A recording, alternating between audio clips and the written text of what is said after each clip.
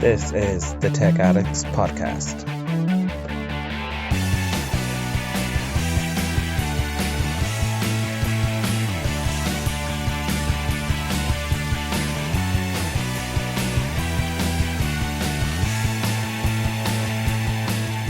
This week we're talking about the Pixel 7 and Pixel 7 Pro release, Motorola pushing back the Razr 2022 announcement, Xiaomi's AR glasses, a couple of tablets, one from LG, one from Lenovo, and Ted admits he prefers a wee one over a big one.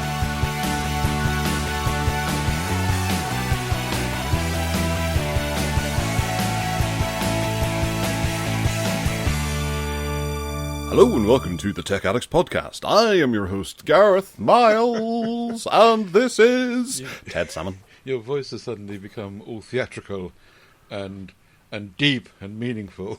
I know, I put my arms out whenever I was opening there, and I just felt like I had to make more and more grandeur to celebrate the fact that we are, in fact, recording a podcast, 2 weeks in a row.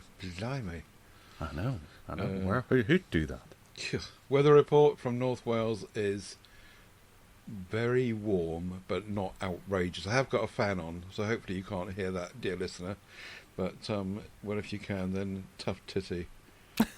Quite right, yes, just put up with it. Ted is sweltering. Yes. It's either that or he sits in his soaking pants. And then you get to hear him wring those out every 5 minutes. The nice thing at the moment is, though, that during the night, when it gets to sundown, it cools off, and you can sleep all right. I think that makes a big difference. However hot it is in the daytime, if you can sleep at night, it just makes a big difference. Don't you feel? Yes, I don't really have any problems sleeping. Oh, that would be the whiskey. No, I haven't had any.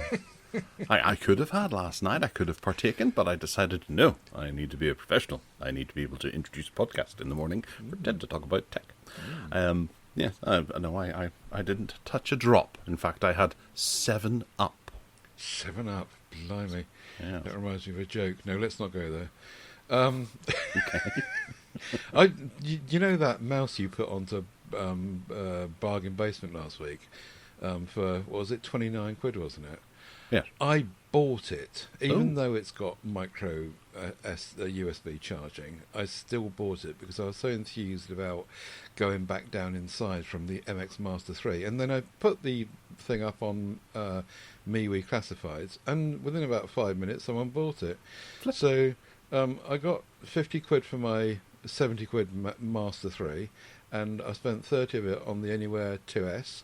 And I'll tell you what, I'm so much happier. It's so much nicer. And I still get that super duper Master 3 speed scroll function thingy. And the wheel actually is very, very similar as to the Master one. You'd think the same people made them. And also, on the wheel itself, which is what you don't get on the Master 3, you've got a left and right movement to click each way on the wheel. So that's quite interesting as well. So, yeah, I know that you will poo-poo my decision, but I'm much happier with a smaller mouse. Okay. Did you give the MX Master 3 a wash before you sent it to me? Yeah, before I mentioned poo-poo stuff. I didn't actually have it for long, did I? I probably only had it for about a month, and so it couldn't have got that dirty. Well, you never know. Is there a poor listener out there now looking at it going, oh, the things Ted did with this.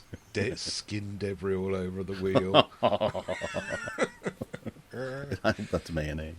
Right, yes, lovely. So you found a happy medium between functionality, extra features, and a small size. Yeah, I think I have actually. The annoying bit is, as we said, the micro USB charging, but they reckon 70 days on a charge, so it's not the end of the world. And I do have a micro USB cable on my desk for the odd thing that needs it, so it's not really a big problem. But yeah, the only other thing is it doesn't hook into the Options Plus software. You need to have the old Options software installed to do anything with it. So you've got to have two. The keyboard needs the new software, and this mouse needs the old one. So yeah, be warned, people. Oh, so there's a bit of an impact on the memory footprint there. Yeah, I suppose that's right. Although they are still using the same unifying dongle thingy. Yes. So you don't need two of those. Yeah. I think they all their stuff has just they haven't upgraded that unifying one in a long time. It's everything that they've had in the past still works. Aside from that, the Logitech Air mouse, All right.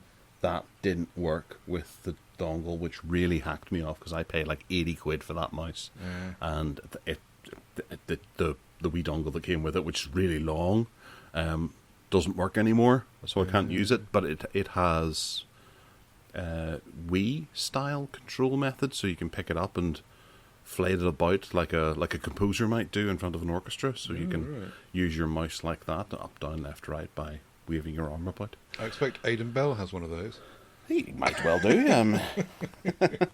It's the sort of thing that he might possibly like, but you can't use them on the latest Logitech, so it's a bit of a wasted money. Actually, when I told him what I told you about trading back down to the 2S, he then told me he's got a Master 3. He's had a Master 3 for years, and he would never look back. He loves his Master 3, so I felt very much alone then.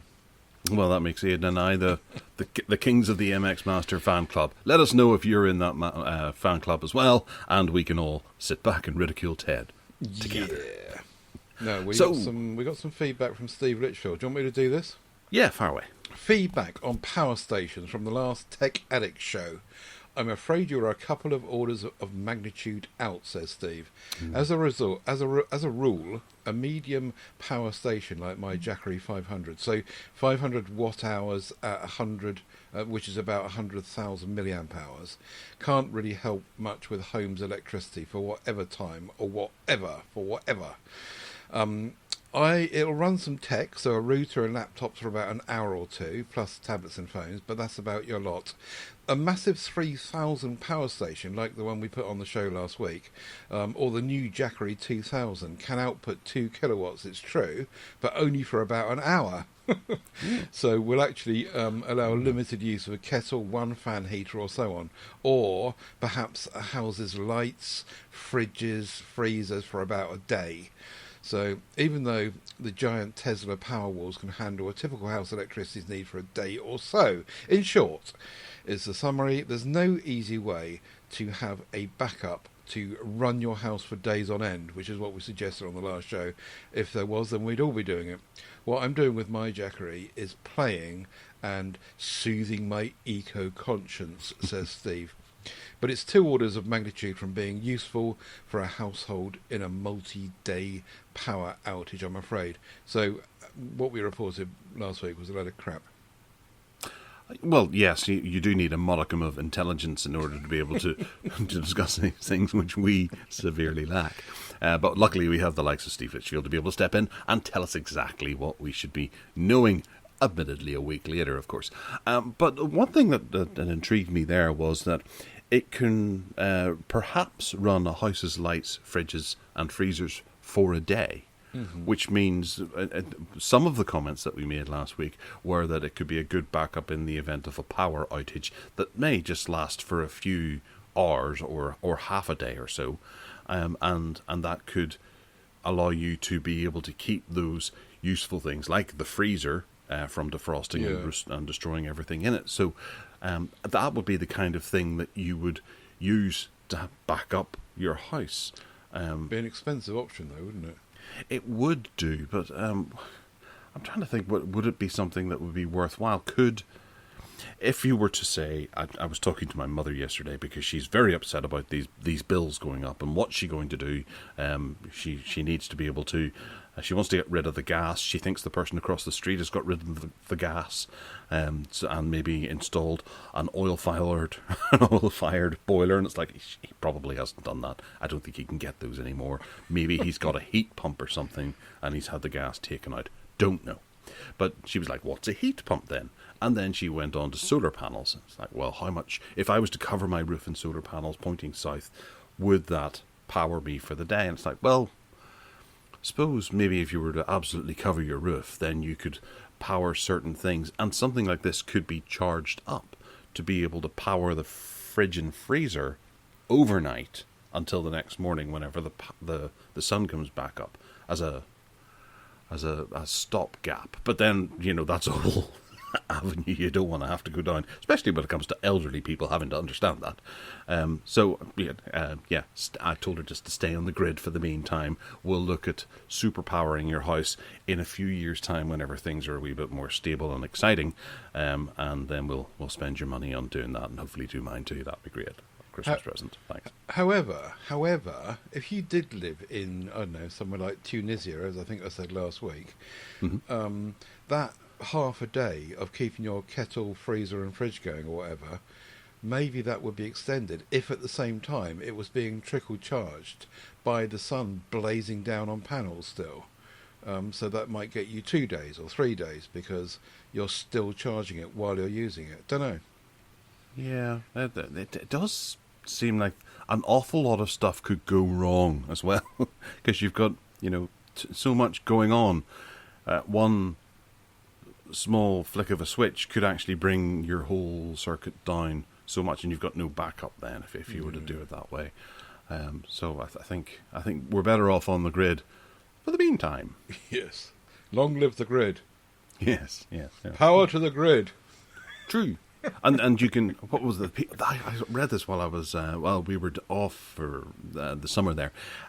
People were charging up their cars to 100% at night, and then because they weren't going to work, they were selling the power back to the grid at the higher rate, because it would be what I don't know. I can't remember what the rates where they say were, but say 13 p an amp or whatever it was during the night, and then they were able to sell it back at 28p to the grid during the day. So they were making money, and there was nothing they could do about it.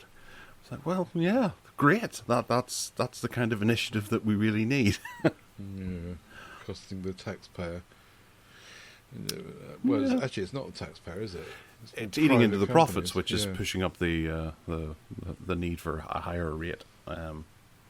In the long run, yes. Yeah, and then everyone's bills goes up. Yeah, and then they'll just start charging the premium rate during the night as well, because everyone's charging their cars during the night. Okay, Jeremy Hartham has written in on ants scrolling inside a woman's Kindle and buying books. Wow. This was funny. I don't know if you read the story, but this woman had this Kindle. I think it was in South America somewhere, and she she wasn't using it for a while, and then discovered all these ants inside it, and somehow she started getting bills from Amazon saying thank you for your purchase, and these ants inside it had presumably short-circuited whatever, and invoked buying books. That's a tough one to sell when you're trying to get a refund. It was the ants that did it. Yeah. Jeepers, did they actually give her a refund? Oh, no idea. It was a story in the Metro, which might have a reflection on how true it is, I suppose. Yeah, the books and purchased on Kindle store were eligible to return a refund if received within 14 days. Oh, right, okay, so she hadn't opened the book. She was still able to get her refund. Oh, right. So it's just quite amusing, though, isn't it? I guess it's this kind of story that really just highlights the good returns policy that you can get as long as you just don't start your digital product. Yeah. Yeah. Indeed. Anyway, a very funny story. Well spotted, Jeremy. Yes, very good, very good. All right, in the news this week, it looks like October the 13th is going to be the big day that the Pixel 7 and Pixel 7 Pro start to ship. Boo. There is some sort of pre-order that's going to go live around about the 6th of October, and you'll be able to start ordering them then, says FPT, frontpagetech.com, and they are very happy in their article to go into reasons why that their track record for Pixel launches has been accurate in the past, and they quote a bunch of articles that they've got it right before. So, great. Very reputable sources, they say. I still don't fancy the Pixel 7 for the same reason really as I didn't fancy the Pixel 6 much. I know that you're sold on the idea. I just don't like that lump out the back. I know you can cover it with a case and blah blah blah, but I just think it's ugly, and as wonderful as it might be, I just don't like the look of it. I think there are much more attractive pieces of tech out there. Are you going to get a 7? Well, I'm just looking at my Pixel 6, and it's got a message here that says, "Tell Ted that he's ugly too." Well, okay, so that's direct from the mouth of the Pixel 6. No, I'm not going to move to the Pixel 7 because my Pixel 6 is perfectly fine. I will move to a Pixel 8 next year. I am sold on Pixel. I love being able to do and get exactly what you need out of the operating system without having to jump through hoops. I hate it whenever my wife hands over a Samsung and says, "How do I change that so that it does this?" And I have to go through her menus, and they are painful. Whereas the Pixel, it's so much more simple because it's everything you need without all the gubbins added in. Depends how much you want to fiddle and fart about, though, doesn't it? Because you could argue, after what you just said, well, at least with the Samsung, you can do it. Whereas with a Pixel, you can't do it. And we were saying on PSE last night, there is the depth of stuff that Samsung put in. It's a tinkerer's dream. And if you want the simple life, then fine. I reflect what you just said. But for those that want more than that, we were talking about Bixby and the incredible depth of stuff that's in Bixby if you really want to play about with it, We have a word here in Northern Ireland. It's called bollocks. And we don't like having to bollocks about with things, okay? There's a certain point in your life where you just can't be arsed bollocksing about with all these settings to get what you actually need. Jolly good. I know the word. It's quite familiar. I'm gone further than you. I'm jumping from the Pixel 5 to the Pixel 8. Yeah. I'm missing out these horrible 6 and 7 designs. So, yes. Well, I wonder what the 8 will look like whenever it comes. I wish we had some rumours on the 8. Yes, it won't be long, I assure you. So, do we have any pricing on the, from very reputable sources, pricing? I'm guessing like £1,000 for the Pro, aren't you? I imagine it'll just go into the current pricing that right. It's at, but maybe they'll put it up by £50 because of inflation and all that kind of caper that's going on right about now. And no one's going to buy these anyway because no one's going to have any money to be able to afford it for the aforementioned electricity and gas rate hikes. Yeah, and there's also these mortgage rates. And there's also the supply issue, which is the next story we're coming to, really, which is about, I did see a story this week that because of what's going on in Taiwan and China at the moment, that there's an allegation being made that China are blocking components from going where they need to go and not supplying. The iPhone 14 might be delayed. The Motorola event this week was postponed. They reckon it's going to be now on the 11th instead of the 2nd to release the new Razr and the X30 Pro. But maybe, a lot of these things, because of what's going on over there at the moment, will be a bit of a problem because of possibly what components people can get hold of and shipping issues and blockages and all the rest of it. What do you think about all that? Well, I think there is so much that can happen right now because there's also the idea that America is going to start manufacturing their own semiconductors, which is going to cause problems, of which I did not read what the problems were, but I just imagine that they're nasty problems. Mm-hmm. And then obviously the Taiwan situation is not going to really add too much in the way of non-hindering issues. Just to make things really complicated, as people are going, that's going to not add. What is he talking about? Don't know. Talk English. Yes. It's a shame. That's what it's getting down to. I was really quite interested to see what this Razr 2022 was all about. Not too fussed about that X30 Pro. Mm-hmm. I know you're dead excited about it, but I do want that Razr 2022 to be the coming of age for the foldable flip phony type caper. Yeah. I do agree, and I just like, as you know, I like most things Motorola. I'm pissed off at their ongoing support situation. This week I was looking at my Edge Plus, and it's clear that the security update has gone into red flag now, and it's stuck on May. And I read, wherever you can read anything about it, they're basically saying at Motorola, it's had its 2 years, it's had its 2 updates, you're lucky to have got 2. When we released this phone, we were only promising you 1, you got another 1. And it's just end of line. 2 years later, 1,049 quid that phone was. I didn't pay that. But 2 years ago, over 1,000 quid for a phone, and they've just abandoned it. And so I don't like Motorola for that. But apart from that, I like what Motorola do with Android. Okay, all right. Well, yes, I do agree. But yes, it's that old thing that we keep banging on about, which is Motorola's failure to update, and how surprised and annoyed we are every single week that something is being abandoned by them. Yeah. And this time, it's a show. It's a what? Or it's an announcement show, a keynote. Oh, is it? Yeah. I see what you mean, yeah. But moving swiftly on. When's the 11th? 7th today, 8, 9, 10, Thursday. Is it Thursday? Yeah. Right, I'll watch out for that. True. Well, it is possible that the venue could have just been double booked. Yes, unlikely, but possible. So the new HyperX DuoCast USB microphone has been made available for £100. These are rather exciting looking little microphones. Ted, are this something we should be getting excited about? I like the reason that my ears pricked up with this, apart from all the tech inside these microphones, is the colours.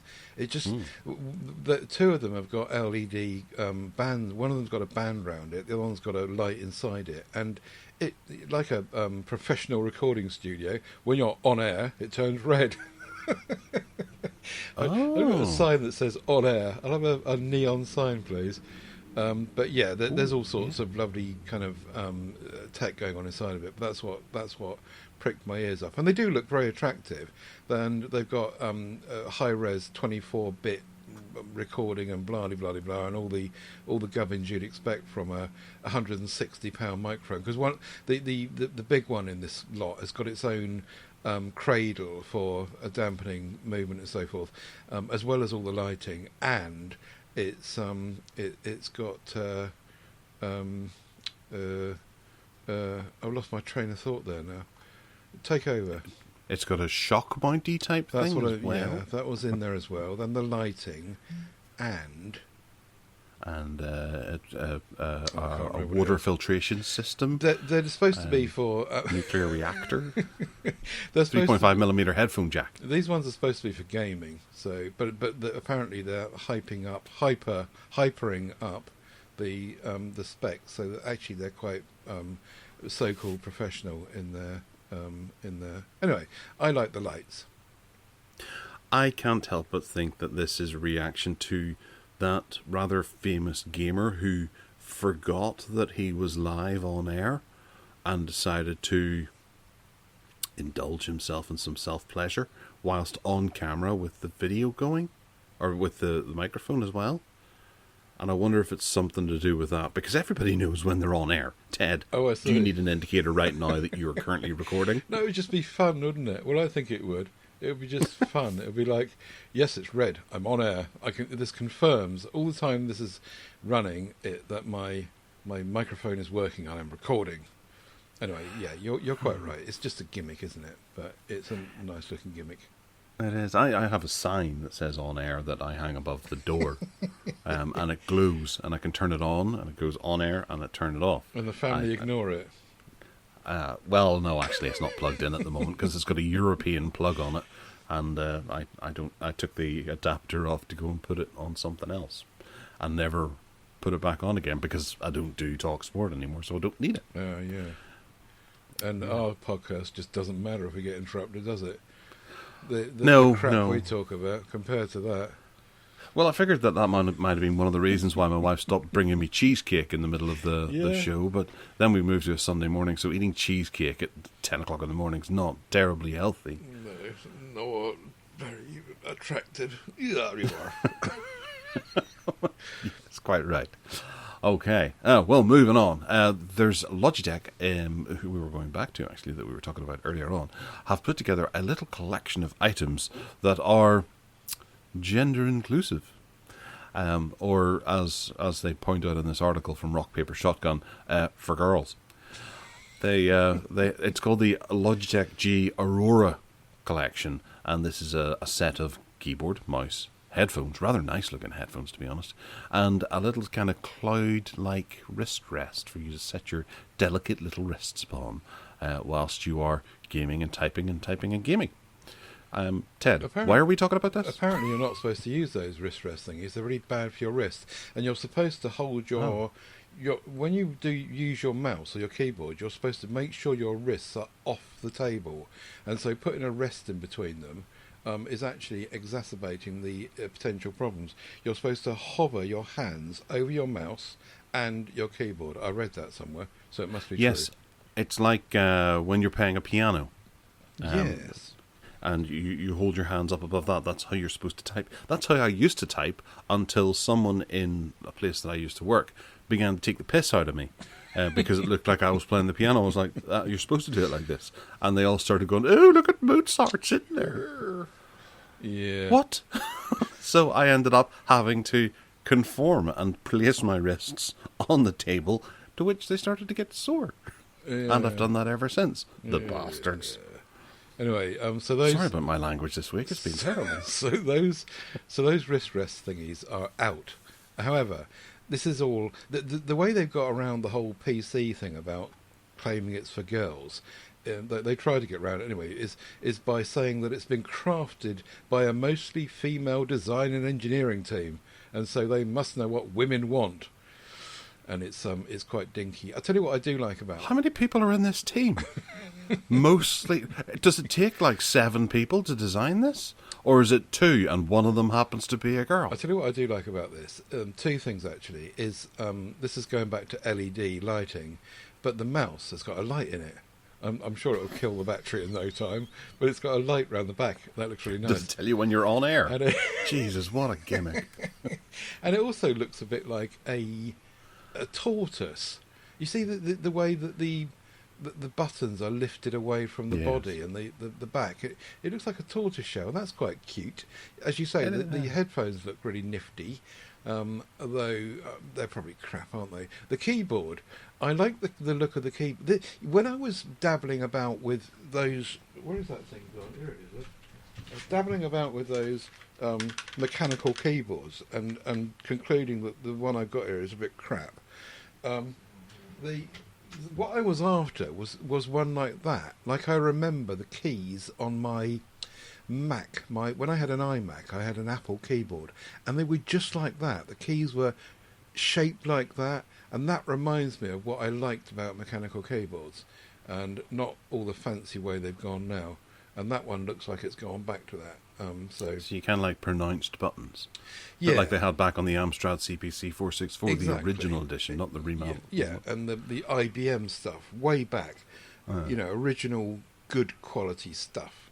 Commodore 64 keys. Anyway, there you go. How much is this little outfit? Oh, blimey, look at the price of it. 189 quid for the headset. Sorry. 145 for the keyboard.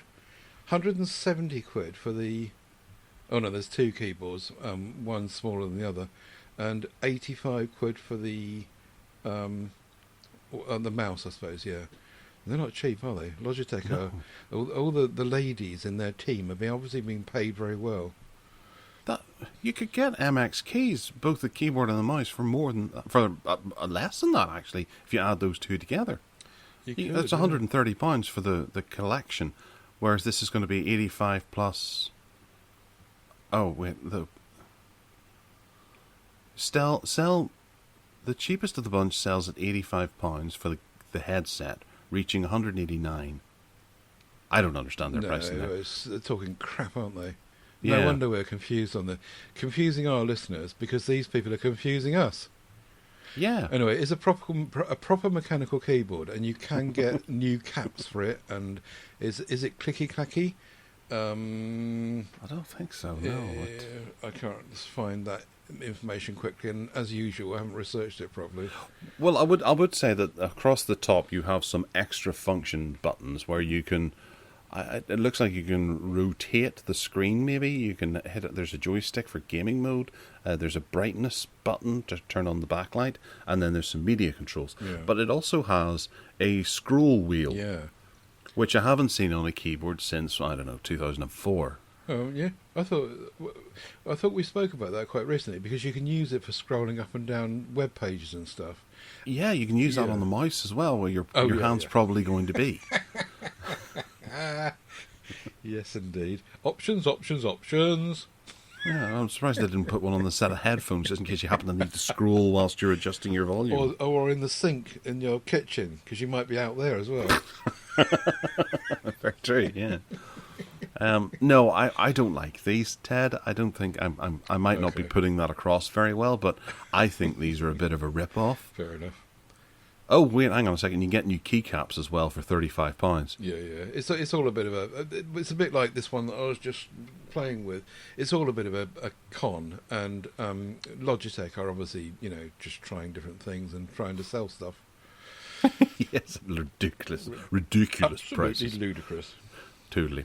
So moving on to... Talking of which... Yes. Although its heart is in the right place. There is a new case that you can buy for your Samsung Galaxy S22 Ultra? Yeah, the Ultra, I think. Yes. Yeah. That has a Game Boy built into it. That you can play Game Boy games and other tat that they managed to muster together. Looking at the list of games, there's a couple of games that you might be interested in playing, and then a load of crap that you're not going to want to play. I reckon this is them sounding out the market to see whether or not this is going to be a good idea, and I think it is a solid idea. But as Android Authority put in their article, it is missing a few things that would make this absolutely killer. I love this idea, I really do. So this is a case that around the back of your phone, and you have to turn your phone 180 degrees as well, you would have a screen, plus the D-pad and the buttons that you would attach to a Game Boy, as you would expect, under it. So it takes up that sort of lower 3/4 of your phone that is pretty much unused, and it also protects your phone at the same time. And you can turn it on and play a collection of 36 built-in games that include Super Mario Bros., Donkey Kong, Pac-Man, and Tetris Type A. Not Type B, Type A. That's important. There is also other games such as Boom Man and Soccer and Pinball and Chinese chess, stuff that you're probably not going to bother doing. I think this is a really cracker idea. I want to see this develop more and fleshed out into something that is much, much better. Ted, what did you make of it? I just thought it was very silly. Oh, right. And also, this is not licensed, apparently, by the Chinese firm that have pushed it out. And so it's all kind of verging on illegal, or even illegal, in terms of licensing and royalties and all the rest of it. But it's an interesting idea. Yeah, of course it is. You got to wonder why people wouldn't just use their phone screen to play the games, though, because you just install physical buttons. You need physical buttons. Yeah, you can't do that touchscreen. Okay. yeah, I suppose so. It just all seems a bit daft. You can pilot this one. Get one in.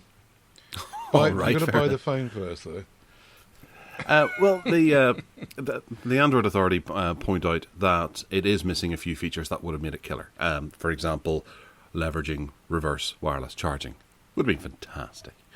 Having a USB Type-C connector so that you can actually hook it into the phone and be able to power it from your phone as you go if you needed to.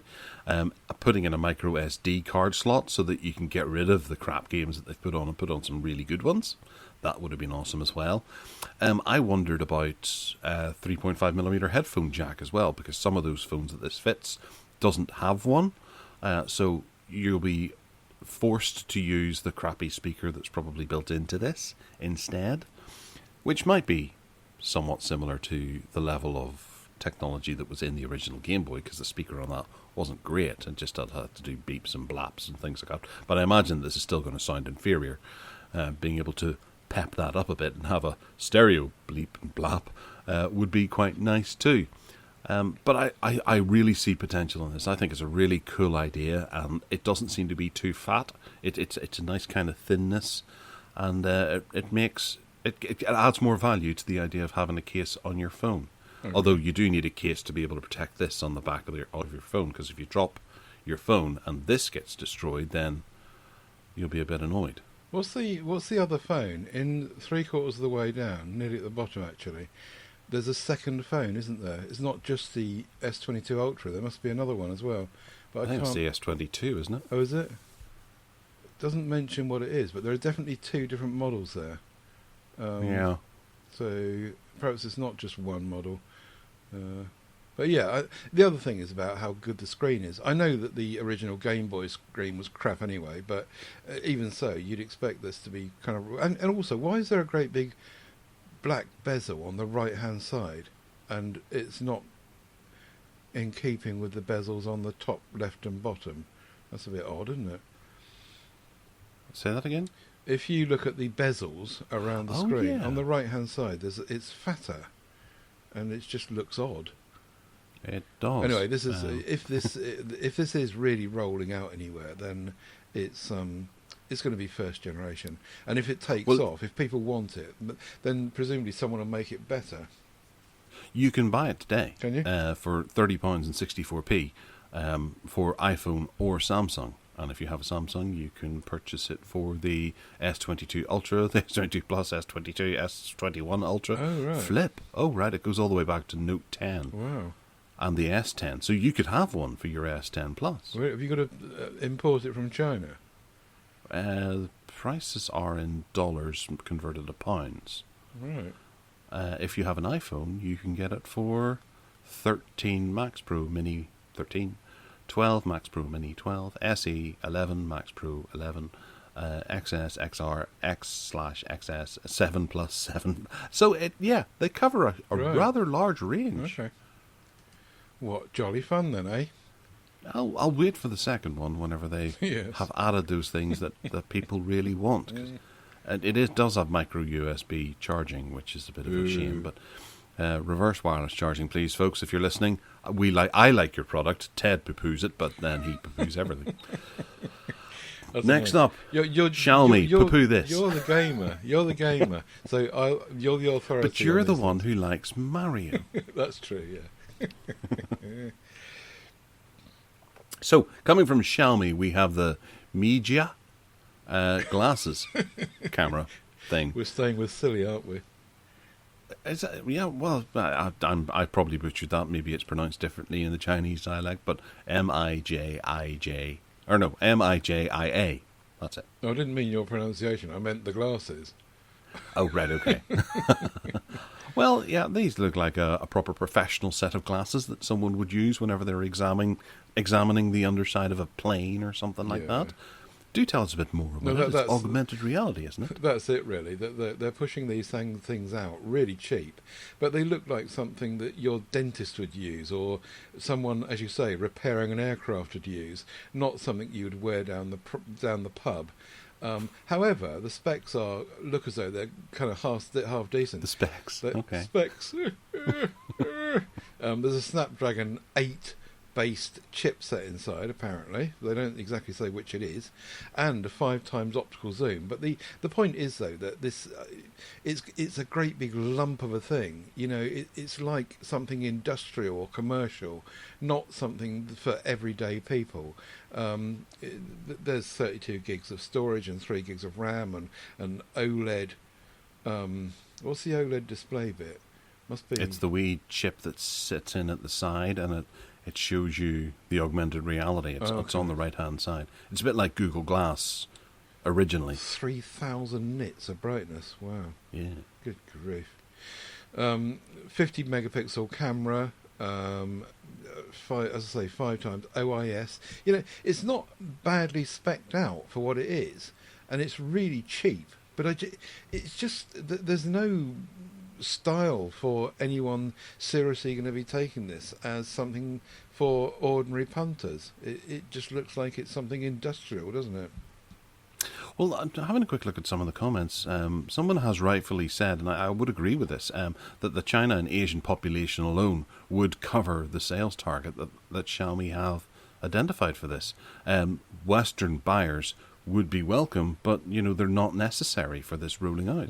They must have, well, I suppose the amount of factories and things like that would implement these kind of things and need them on the production line or any form of manufacturing would certainly benefit from this. I think it was it last week or the week before there was a news article about how they had successfully split apart conjoined twins using a mixture of virtual and augmented reality. And this is the kind of thing that we should be seeing more and more of if they can make use of that, especially in hospitals. Especially if they're this cheap.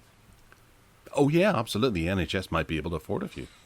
The odd thing, the inconsistent thing about what we've just been saying, though, about that, is that it's crowdfunded source. That they're crowdfunding the money to get this together, and they're not even they're not going to start making it until they reach the target of crowdsourcing funds.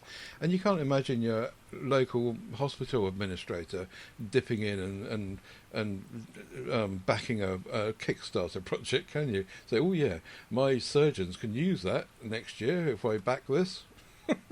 Yeah, but at the same time, whenever you're running a corporation like Xiaomi, there is a tool at your disposal to show you at minimal cost whether or not a product is going to sell or not.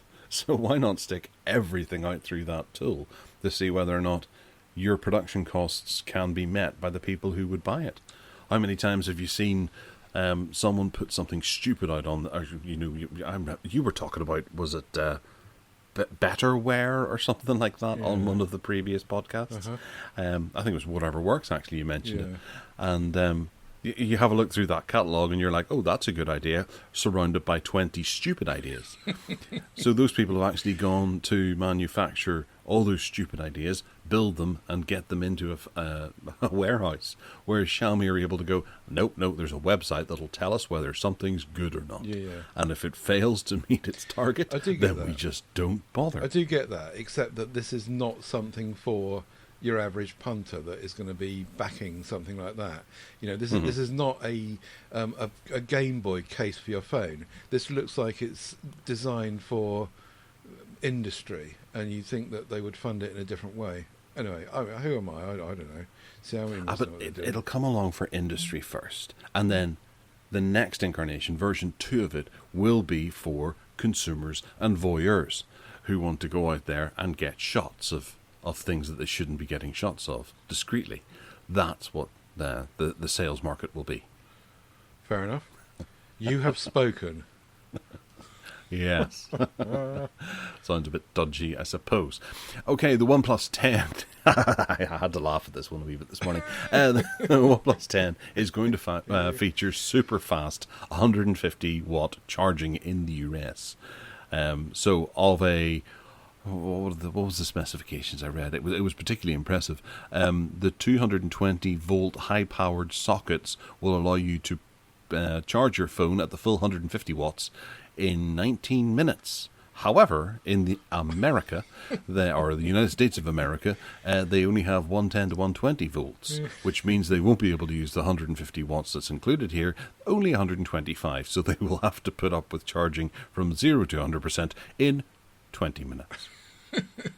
That minute makes all the difference, doesn't it? Yeah, it's a bit of a daft story, really. But it does. I'd forgotten. One forgets about the American voltage watt system or whatever it's called, and being different to ours and most other places. So yeah, and the 120 watt charging that I had on the Poco, the Poco recently, was staggeringly fast. So even at 125, it's, as you say, it's going to be super fast anyway. The OnePlus 10T though looks quite boring, and they've taken away, if you look at the specs, they've taken away the alert slider from the side, which kind of hit the news this week as well. But it just looks like it's a bit boring. Even the cameras look boring. The camera array. All right, it's got stereo speakers, and it's not £1,000. It's like 700 or 600 quid or something. So fair enough. But it just looks, boring is the word I keep coming back to. Nothing exciting to see here. Move along. Well, when you say boring, it's boring in a very nice, sleek, sexy way. It is a very attractive phone. And I think that's because we're so used to very attractive phones on the market. There's not much that they can do, save for having to go and revolutionize the market by building something that's a different shape. Candy bars, I think we're coming to a point where every candy bar design that you can have has been done. It's really hard to come up with something new. I'm just talking about the specs. Like, for example, one camera, there's no zoom in it at all. The macro camera is that crappy 2 megapixel one, which is completely useless. There's a wide angle, which is not anywhere near as good as the main shooter. So if you were looking for a camera in a phone, then you would pass this by. All right, it's got stereo speakers, but I don't know how crap they might be. In the past with OnePlus phones, the speakers have not been terribly good. There's no 3.5mm. There's no a micro SD card slot. All right, it's got a Snapdragon 8 Plus Gen 1, which is going to be really fast. But I don't know. It's just there's no what appears to be a USP, something different standout for this phone. Apart from that 150 watt charging, that's it. And it just, to me, I go back to my original analysis, boring. But then that's all they need to do is stick in one killer feature, and it sort of rockets ahead of the competition for 3 weeks or so until the next one comes along. Have you ever had a OnePlus phone? Yes, I had the OnePlus 6. And did you make good use of the alert slider? I did. I gave it to my wife, and she used that at least twice. What, the alert slider? Yes. Yeah. I must admit that I tend to not use it myself when I've got it. So maybe OnePlus are right to remove it. I don't know. There was a follow-up story that said, no, OnePlus is committed to this. We're only moving it from this device this time, but it is not going away. So. But I will say that we'll be coming to alert sliders later. Oh, okay. Sorry. No. I do think they were a good idea. Anyway, moving on to Logitech again. Back to Logitech. We were on Logitech just the third time now, actually, in this podcast. We'll have to call the podcast after Logitech. No, we won't do that because it won't trend. Trend as trendy as trend can be. Logitech has announced a dedicated cloud gaming handheld that's going to support Xbox cloud gaming and much more. They're going to be working with Tencent, the people who did PUBG, I think, and that other one, League of Legends, Legends of Legion, something like that.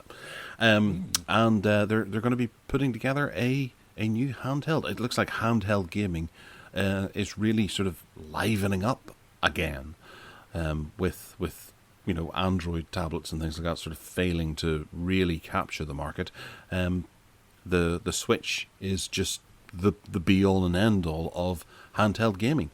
The Steam Deck is coming and will hopefully make some difference, but to be honest, I don't think it's a terribly attractive handheld for many people. So there is an in here for a company to make something that is a viable competitor, and especially since both PlayStation, Xbox, and Microsoft, I suppose, and Stadia and things like that are making all the efforts to make cloud gaming a thing that works.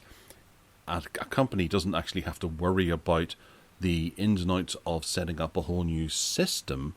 They can just design the system and put it out there. You had Sega, where you wouldn't be able to go and get all the latest games on that piece of hardware, so Sega had to have the latest or a cool selection of games to be able to sell their consoles. Now they don't need to worry about that.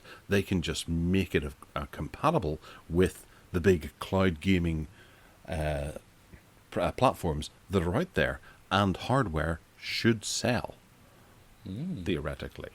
What do you think? Am I not talking nonsense again? What's interesting here also is that they apparently, Logitech and Tencent, are both working with Microsoft and Nvidia on the hardware. So although there's no indication of what this thing might look like, there's no mock-ups even, there's nothing to indicate what it might look like, indicating it's in very early stages. But it's also interesting that, you know, we joke about Logitech taking over our show, but they are obviously presumably they're a Chinese company, are they?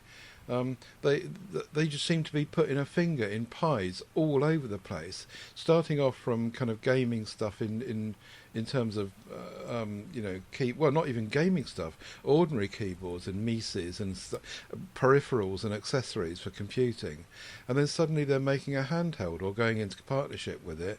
They're making mechanical keyboards that we spoke about earlier. Where are they going next? They're going to make a car, a self-driving car. Yeah, well, we heard that from Razr as well. They're somewhat similar in origin to Logitech, and they're pushing out into gaming hardware as well. Yeah. And I think they released a games console, didn't they? They certainly did the clamp thing that goes around the controller around your phone. I don't know if it was an independent handheld device though. I can't remember. I do think that they did push into some strange area that they hadn't done before. Oh, right. Vibrators? It's bothering me now. Oh, no. I think I found it. Razr is working on a Nintendo Switch, remove that, competitor that looks incredible. And that was dated 2020. We probably covered it on the show. So the Razr gaming handheld. Yeah. So they've already tested the waters with this. Yeah. Maybe it didn't go anywhere, but it's going to have a modest 8.2-inch screen, and the whole console will be about 10 inches. I do remember talking about this before. It does look quite nice. It looks exactly like a Switch and a Steam Deck if you were to smash the two together and have a console afterwards somehow in the wreckage. But yeah, so both Logitech and Razr must be going I see that now. That way. I'd forgotten about that. I'll put it in. Yeah, it's a bit of a beast, isn't it? Blimey. Yeah, maybe it was just kind of talked about and played with in terms of prototype, but never actually went anywhere. Well, yeah, but it was only 2 years ago, so we can't entirely expect them to have it ready to go just yet. Maybe we'll, in the next couple of months, we'll start to see announcements that Razr is bringing something to the market. Yeah, could well. Hopefully. Mm-hmm. And if they could beat Logitech to it, and Logitech will end up being the vaporware that we never got. Who knows? However, what we do know is that LG are launching a new tablet. They've moved from phones, but they've shut down their phone branch. But they've kept on with tablets, and the LG Ultra Tab, which is a poorly named tab, if you ask me, is a 10.4-inch Android 12 tablet that has 2000 by 1200 resolution, 2.4 gigahertz Snapdragon 680 processor with 4 gigabytes of RAM and either 64 or 128 gigabytes of storage. Ted, is this particularly ultra for you? I don't think it looks anything special. Certainly not ultra. No, not ultra exciting. The stylus, the pen, comes with it. Sorry, no, it doesn't come with it. You've got to buy it separately. And the keyboard you've got to buy separately. It's kind of a mediocre chipset, but it's all right, I'm sure. The RAM is not very much, but I'm sure it'll be okay for what people would use this for. What is interesting, though, is that they put mil standard protection on it. And there's another tablet coming along, which we'll talk about in a minute, that's done the same thing in that respect. And so I guess that they're trying to appeal to people that are going to chuck this about, maybe for children or people on building sites. Is this something that is going to appeal to people at work or in the classroom, perhaps? Just doesn't look as though it's anything. Is there a price on it? No. No, I don't think there is. Yes, there is. No, that was the previous one, $350. Yes, there is. Yes, it will enjoy its first market launch for $350. So it's not particularly cheap. So it's not going to compete with the likes of the Nokia. So I'm not sure where this might fit. I think it might be building sites. It will, but then with these specs, they're just so derivative of the market. Yeah. Totally. Yeah. I quite like the case. And actually, Well, there you go. the keyboard looks nice as well. If you have a look at the, It does, yeah. There is a nice collection. There's no trackpad though. Well, I suppose you don't need it, do you? No, point. but there's a nice sort of USB array behind the keyboard. Yeah. I think there's a 3.5mm headphone jack and a USB Type-C cable, and then maybe is that a microphone or an LED, probably to let you know that it's charging. Right. So it does have a decent setup for a laptop feel, but I just think that it's not an ultra tablet. It's badly named, and it's boringly spec. Oh, yeah. If you were to talk about boring, this is boring.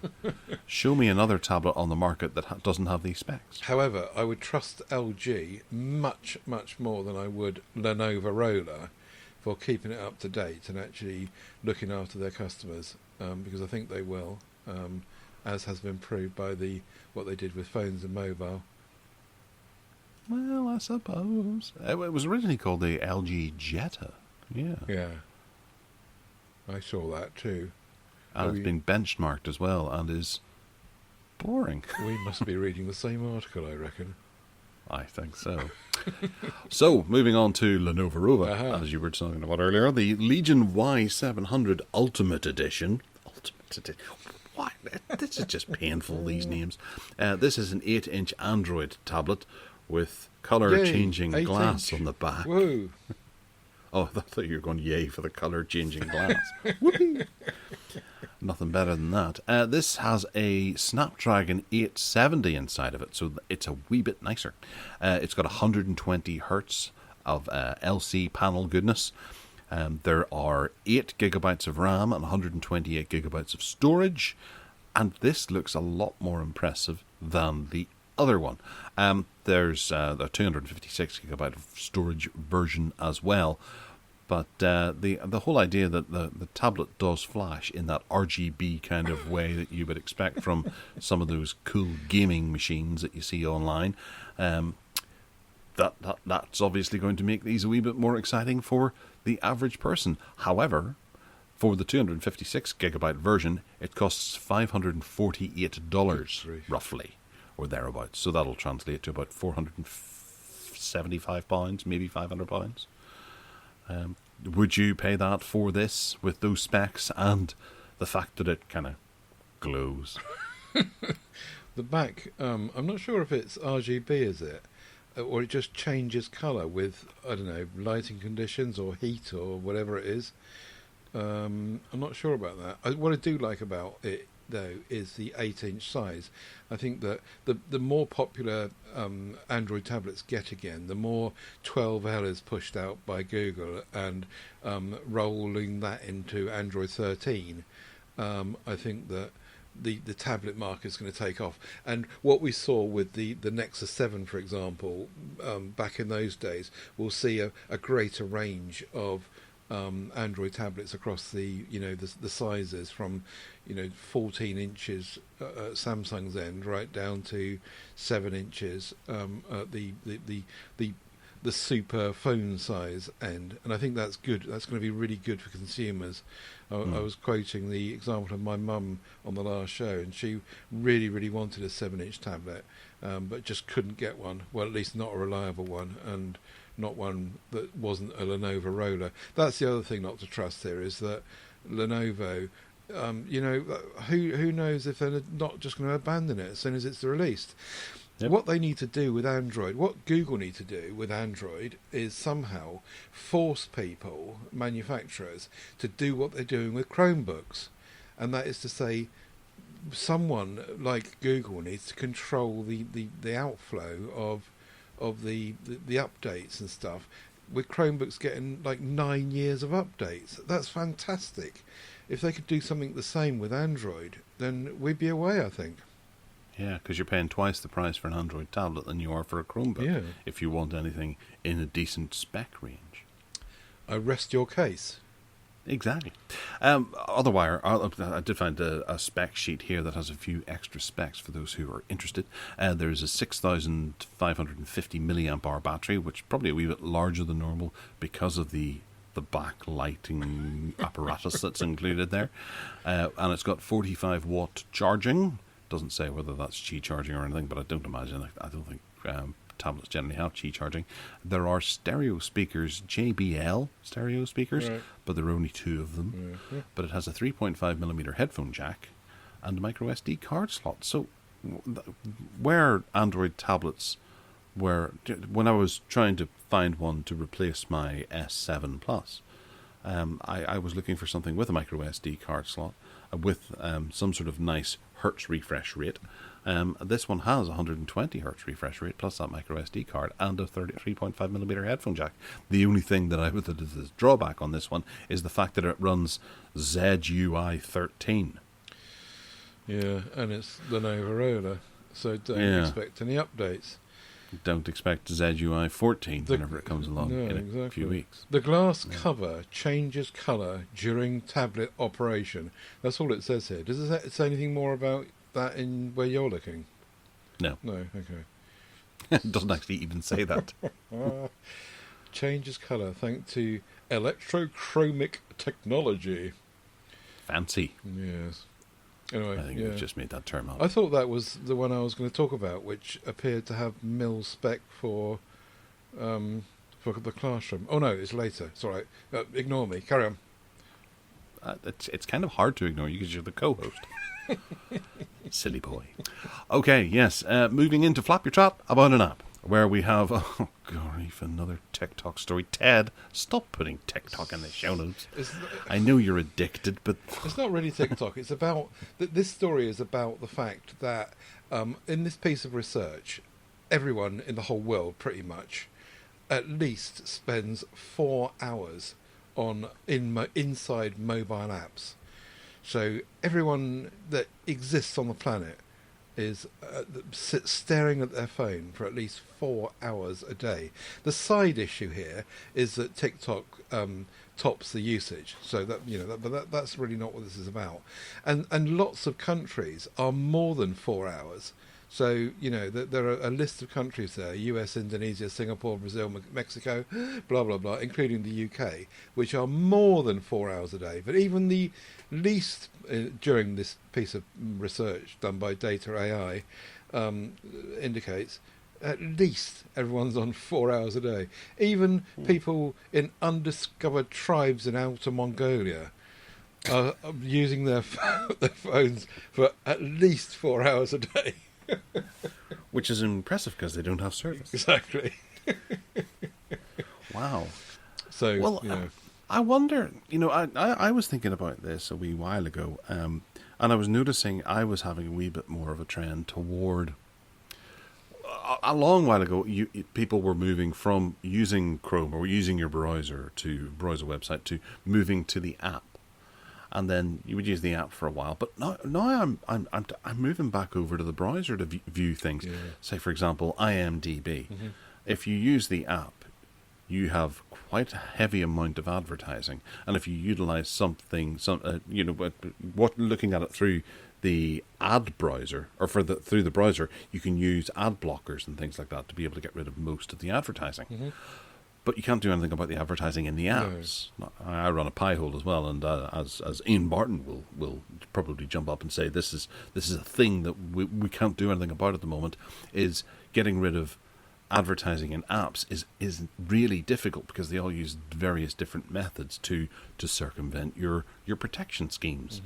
Mm-hmm. So it's a bit peculiar. I think people tend to move and veer from one platform to the other when it comes to browser and app.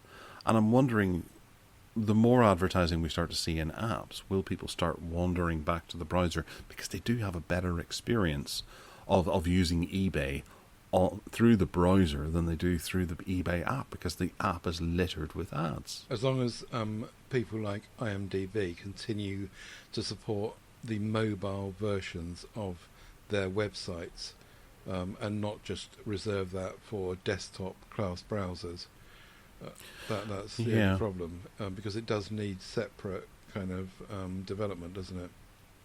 But I think Google does an awful lot of work to make a website that isn't supportive of mobile phones more compatible. I know that running a website, a couple of websites myself, there's quite a push by Google and by various places to get the website into a better mobile form, and you can see things that don't work, and you're advised by various different methods. If you have some sort of a monetization or something on a website, they'll go, no, sort out your mobile version of your website. It needs work because it's slow, or it's clanky, or things don't display properly. You need to focus on that. Yeah. And so that there's encouragement for these websites to keep their mobile version better. And people don't like to download apps, and they prefer the mobile version, and I'm moving back that way. I do think that the web and apps are a bit confusing for each other, and the web version is slightly better than the app version in most cases. Yeah, I've not looked at. I mean, take that as an example. imdb.com. I'm going there now. Oh no, that's pushed me straight to the app. That's a trick, isn't it? The top hit was pushing me to the app.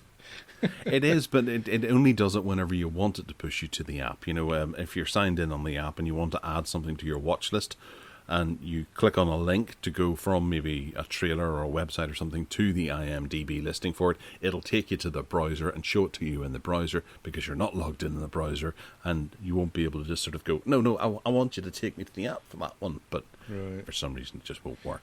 Yeah. I found a link now, and it's inviting me to sign in, and it's obvious that they do develop. This example, IMDb do develop their site okay for mobile web, but I'm sure there are lots that don't. Yes, I'm sure there are. Good job we agree, if not on TikTok. Yeah. But 4 hours of... this was the point of the article, which has completely been bypassed by your insistence on calling out TikTok.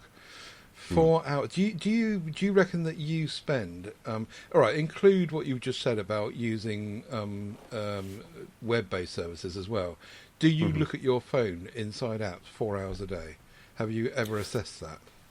Well, there's measurements. Your phone does keep measurements in your settings. I can't remember where they are. Just off the top of your head, then, would you think to yourself, I do that, or is 4 hours too much for you? Well, no, I don't think anyone would ever admit that, oh, no, I don't use my phone for 4 hours, because we all have lives, we're busy, we're popular, we've got things to do and people to see. Right. So I know that I looked at my usage compared to my wife's usage previously on a previous phone whenever this measurement came in, and she was like, you never have your nose out of that phone. Right. I was like, well, actually, I think you use your phone longer. Well, we can test. And we had a look, and I'd used my phone for 2 hours, because 4 hours is preposterous, and she had used it for 7 hours inside those 20 hours that we'd been live that day. And she was like, well, no, I must have left my phone on overnight or something. Right, okay. But yeah, it's an interesting measurement, and I think it is a bit dumbfounding whenever you realise just how long you do look at your phone. So I wouldn't be surprised. And also, if you 4 hours was the average. Yeah, and also if you think about running some music on YouTube Music, for example, I suppose that would count towards the time you're spending inside an app, or running a video, or whatever. But I don't know. For myself, I think I probably would do, except that I tend to live, because I'm not working now, I tend to live most of my life in front of my computer, and the the phone takes second fiddle to that. I think when I was, had a different kind of lifestyle, I probably was much more using my phone than I do now. Well, yeah, that's another thing as well. My son's tablet, we have the family link on it, so we can see how long he spent on various different apps, watching things or doing things. And my wife will quite frequently say, Gareth, he's been on that tablet far too long today. He's been on for 2 hours. And you go and have a look and see what was he doing for 2 hours on his tablet today. Because you imagine that's 2 hours that he's been constantly staring into an electronical device without blinking. Because that's what conjures up in my mind. And you have a look and see, well, let's have a look at the breakdown. Okay, he went on to Google Play Movies and he watched Jurassic World Fallen Kingdom. Oh, we watched a movie. He has a TV in his room that I don't think has been turned on in about 6 months. Right. Because he's got a tablet that does everything that TV does and more. And you're like, right, would you prefer that he turns off the tablet and goes and turns on the TV instead and sits and watches Jurassic World Fallen Kingdom on that? Yes. It's like, yes, I would prefer me to do that. Why? That's just mean. He can be just comfortable lying in bed and whatever way around. Otherwise he has to sit on a little chair watching the TV. Not able to move. And he walks around, he's got his headphones on, he's got a tablet, and he's watching a movie as he goes in, and he gets a biscuit and goes back upstairs. He might not have done that. He might not have walked up and down those stairs. So this is adding to his fitness regime, because he has to walk downstairs to get a biscuit. Mind you, focusing your eyes across a room instead of at arm's length is better for your eyes. We know that. Yes, that's very true. But I guarantee you he didn't stare at the screen entirely the entire time. He probably did look away from time to time to get his bottle of Suki or his jammy dodger. It's interesting because I would do anything I possibly can to get my content onto my telly. I really, really want to look across the room at my telly. I won't, the last resort is using a tablet or a phone to do anything. And the same is true of what I just said about using the computer. The last resort is using the phone. I'd much rather have a bigger screen. But it seems that kids these days are the opposite to that. Well, I think it's just it's available to them. It's easy. And there is the whole argument where if you are watching something on a phone, it's right in front of you, so it's maybe 10 inches away from your face. Whereas if you're looking at it on a TV, it's maybe 13 feet away from your face, so it's actually technically smaller, depending on what size of screen you're using. It's perspective. It is, yes. As a father, Ted, no Dougal. These cows are up close. Those ones are far away. Top notch. All right, Winamp. Oh, flip. Well, we did Winamp a while ago. Did we? We were shocked that it was still in existence, but now it's back. Skip over that then. Well, no, I'm interested. Is there something new, or is it just Winamp? Do you know, I was hoping you would skip over that because I'd forgotten to. Part of my homework was to open it up again and explore it a bit more, and I forgot to do it. But I did install it a couple of days ago when they announced this, and it does look like the old. Well, you can skin it and seam it in different ways, but if you just go with the basic one, it does look like the Winamp of old, and you can run video in it, and it seems to work actually quite well. I couldn't quite remember my way around it, and that's what my homework was going to be, and so perhaps we should skip over this and not even discuss it. Well, I do think we did do this before, because I do remember live on air downloading it and installing it. And it was talked about. It was. Even the Queen listened in. Because I said Winamp really whips the llama's ass or something, wasn't it? That they was their opening. Yeah, the first time you open it, it says that to you. Yeah, there's a thing about the llama, isn't there? Someone mentioned that in the group. Well, let's ignore that one then and go back to the story we missed out, which was Twitter, who are going to let you edit your tweets. And now you're a bigger Twitter fan than me, but Twitter are going to be allowing you to edit your tweets, but they're going to give you a 30-minute window, which was quite interesting. I wonder who decided on the 30 minutes. Why wasn't it 20 minutes or 40 minutes? It's going to be half an hour to edit your tweets after you've written them. Odd. Do you think that would be of use to you? Absolutely, yes. Well, the 30 minutes is far too long. It's only the 4 minutes afterwards whenever you go and reread your tweet and go, "Och, there's a typo in that line and that line, and I can't do anything about Right. it." So you think you will use it then?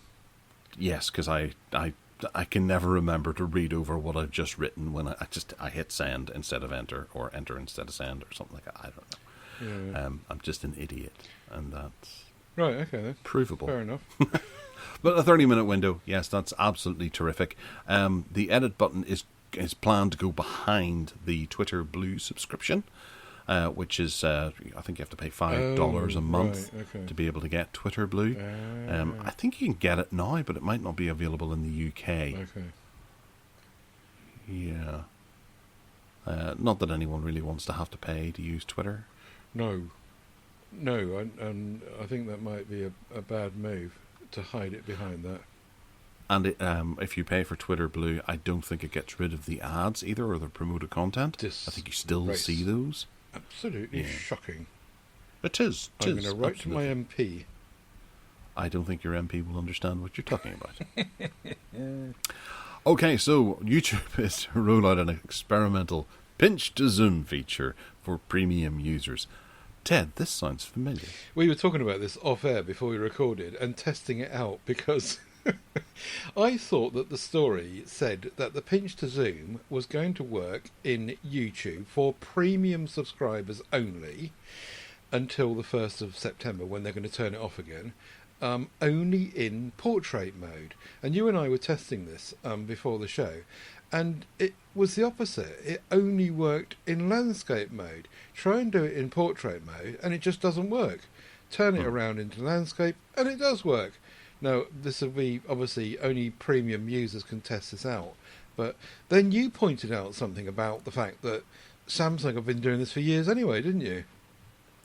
Yes, they I think since their Samsung Galaxy S10 or so, with its bigger screen, or maybe the Note 10 or something way back when, they had a larger screen real estate and a weird aspect ratio, so they incorporated this pinch to zoom function to be able to, so you could have the choice to cut off the tops and bottoms and fill the screen, and I suppose it covers your if you have a punch hole camera as well, that would affect the screen as well, so you would have a dot in it.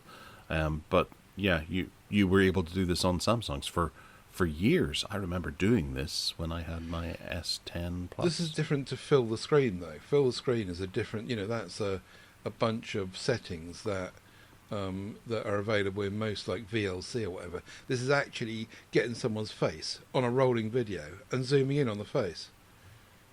You understand the difference, right? Don't you? I can't do that on YouTube. You can't. You're a premium user, aren't you? I am. Go to a video on right, live experimentation on air. Great value for customers. Oh, right, okay. I can zoom in on his grainy face. Yeah, great. Yeah. Wow. But the article said it was only supposed to work in portrait, and then you said earlier that maybe it will work in portrait as long as it's a portrait shot video. Anyway, yes, we tried it in shorts and it didn't work in there, so it's very confusing. No, I'm trying to turn a portrait. No. It all doesn't work. But what did come of it was a useful little thing that we have to notice that I just used there, and I love it now. If you are watching a YouTube video from that is in portrait and it's occupying the top third of the screen, if you take the video and just push it up, it changes it to landscape while your phone is portrait. Fiendish. It's the find of the day. I love that little thing. Whenever you turn it itself, your phone doesn't work and doesn't actually turn the video. You have to turn it back and turn it over. Yeah. At least this way you can be sure that what you've done is right, and you can be sure to be sure, and then you're sure that you're sure you're sure. It doesn't work the other way, does it? Turn it back into portrait by pushing it off the top of the screen. Oh, I don't know. We'll have to try that. We could do that live on air, and the Queen will be discussing it. No, if you try to do that, it brings up what to watch next, right. And Brian Cooley will come up with something about electric cars. Would obviously be something different on your screen as well. Maybe something about dressmaking. Anyway, Anyway, it'll be interesting to see what happens on the 1st of September, if that suddenly stops working, or on Samsung phones it carries on working anyway. I don't know. Yeah, quite bizarre. All right, there was a little note here that I spotted on Android Police and thought I'd throw it in as well for those Pixel users out there. It was a wee fun thing that uses the, what's it called again? The what's happening thing on the top of your screen. At a glance, that's the one.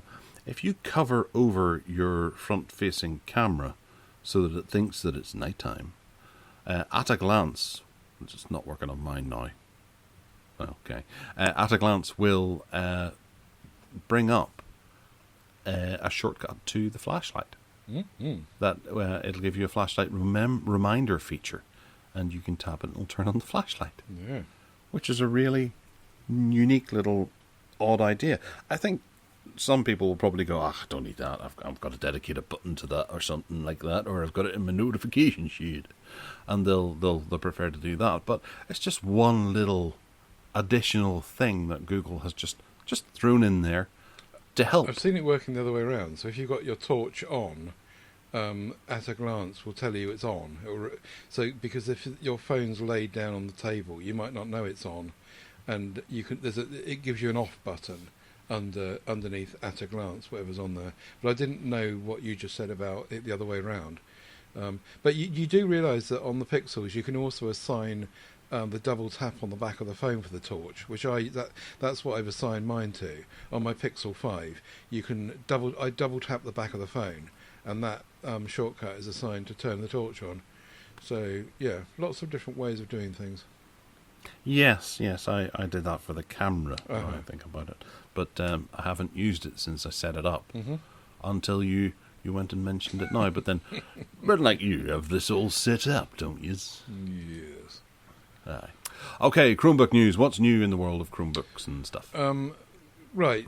This is something that just started working today for me. I was waiting for it. Chrome showing Google Photos memories right in the new page tab.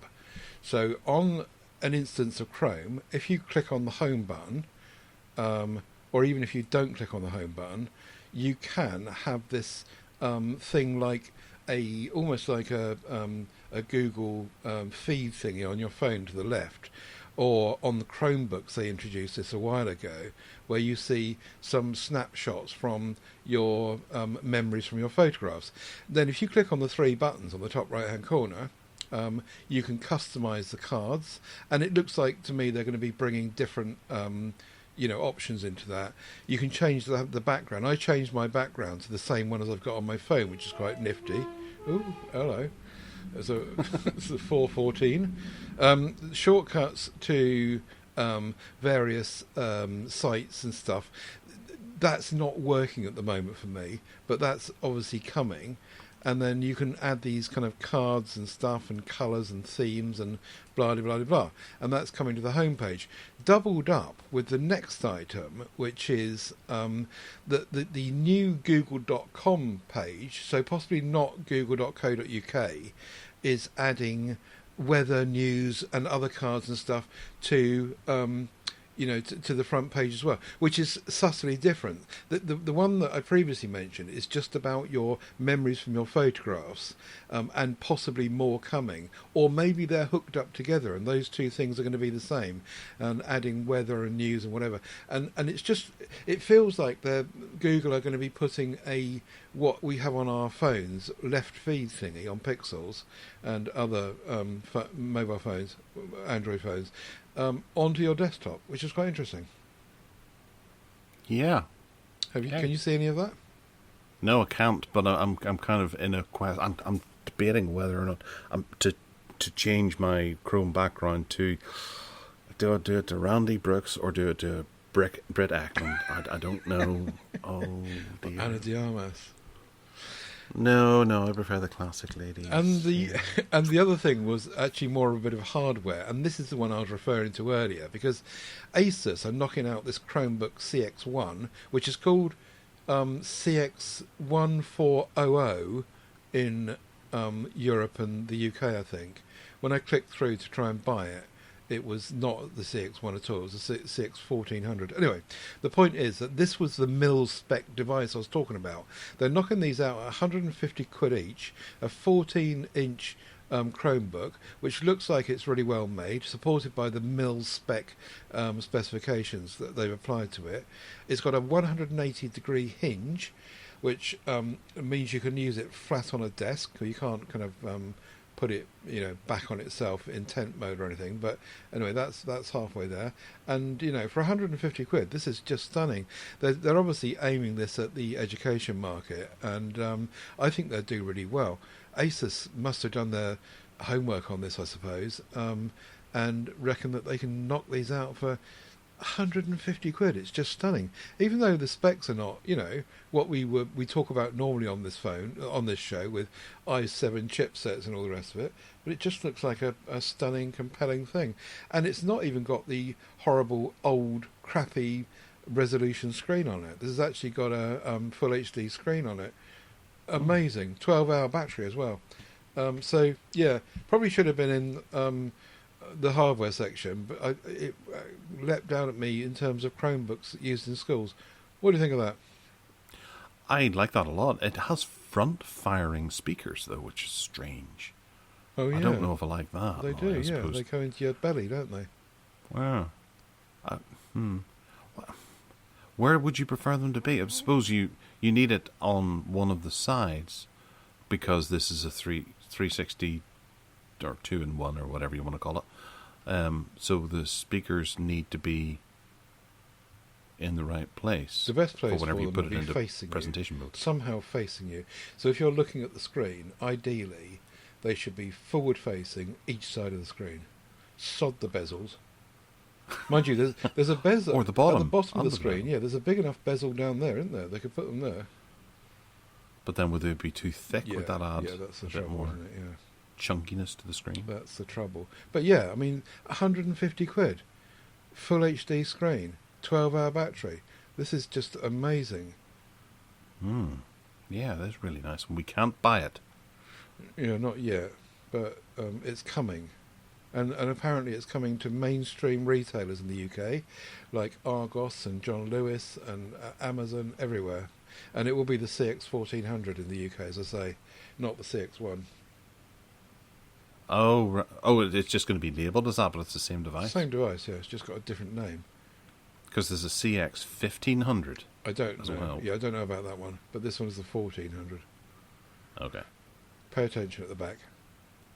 I was just going through the website going, hang on a second, there are a couple of 1500s and 1400s at the bottom. There's a 1700 as well, Ooh.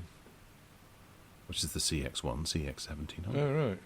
Okay. Which has 17 hours of battery life and a 17-inch. That's a where big it comes one. from. 17, Yeah.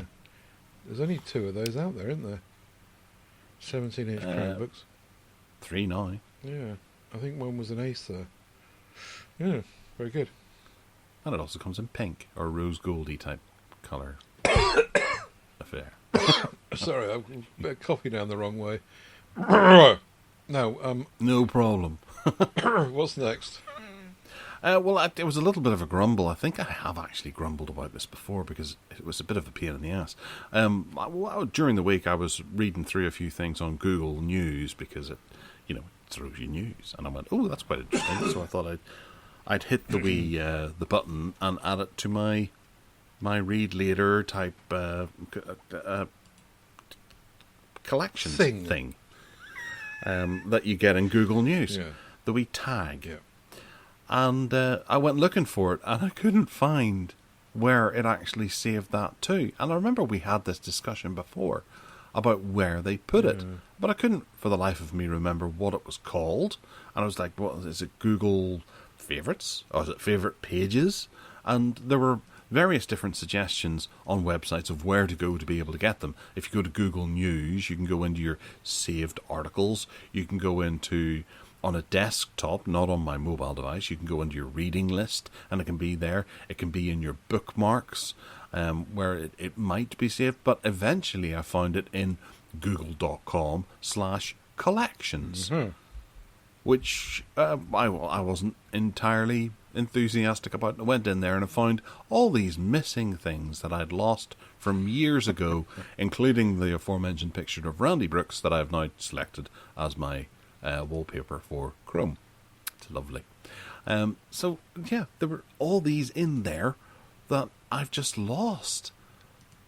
And now I'm finding again. Plus a couple of news articles that I had for previous shows on the years gone by. And I'd opted to use Pocket because once you hit that little tag, it just disappears. So I've had to bookmark Google Collections so I can go in and find stuff depending on what way I happen to go. Oh, I'd like to read that at some stage, not lose it for a year. Does that come up in the mobile browser in the Discover area on the home? No, it doesn't. It might do on Chrome Beta though, and Chrome Canary. Let's have a look at that. No, that's just got the Discover in Beta. Chrome Canary, is it in there? No, it's not in there. I've seen Collections on mobile somewhere. I can't quite work out where it is. I think it was under Google News. I think it was part of that. Because you can have favorite images where whenever you are on Google Images, you can hit the wee tag and it'll stick it in there as well. You've got your favorite pages, you've got travel plans, favorite jobs, places that you want to go on Google Maps, your watch list from Google TV, This is in articles. No, under Collections. Oh, this is in Collections. Yeah. Not in News. No. Right. You can't get to it in News. But it takes information from it. If you save something in News, it'll go in here. Oh, okay. Because this is really confusing. I've started a new collection, right? I'm in the page you've linked to, right? Collection. I'm looking at my collections page, and it says start new collection. I've made a new collection, and I've called it PSC just for the hell of it. And then it says I want to put something in that collection, right? It says start a search. So you click on start a search, and let's say I want to put in Steve Litchfield's homepage. So I click on phone show chat, and then I get the feed up and blah blah blah, and then nowhere does it say where to put that into my collections. What do you I'm looking at Steve's homepage. What do I do to put that in my collection? It's just not very clear. Share this page? No, there's nothing about collections in there. Yeah. Right click on the URL? No, nothing about shit in there. And I don't, apart from going back in the browser to my collections page, I don't see how I can add something to that collection, except, like you say, through somewhere else, like the news page. Very confusing. Yeah. I'm adding I'm trying the same, but with an image. Okay. I went and got a movie poster, and I was going to save it into movie posters in my collections. Right. And I've opened up Google Images, and I've got a bunch of movie posters open. Okay. And if I click on that old one of Attack of the 50-Foot Woman, genuinely scary, there's nothing I can click on. I can do Google Lens. On that one, there's an add to collection one. But on that other image of, I don't even know what that film's called. It has an add to now. Right, okay. So I can add that to. Right. So if I click on Ana de Armas and then right mouse on that, add to collections? No. Right, open the picture up first. Well, you have to open the picture so that it appears on the right-hand side in an enlarged form. And you've got Lens at the top, and then you've got the three dots. You hit the three dots, and then there's Share, Add to, or Report This. Oh, yeah. Add to, and then Collections, is it? Yes. No, nothing's... Oh, no. It at the bottom, it says Added to Favorite Images. So if I can change that to Posters. Oh, yeah, Collections. Right down the bottom, look. Yes. There's a collection. Oh, yeah. It's now stuck it in collect. If there was a way of putting a confusing way of doing things, Google will find it, won't they?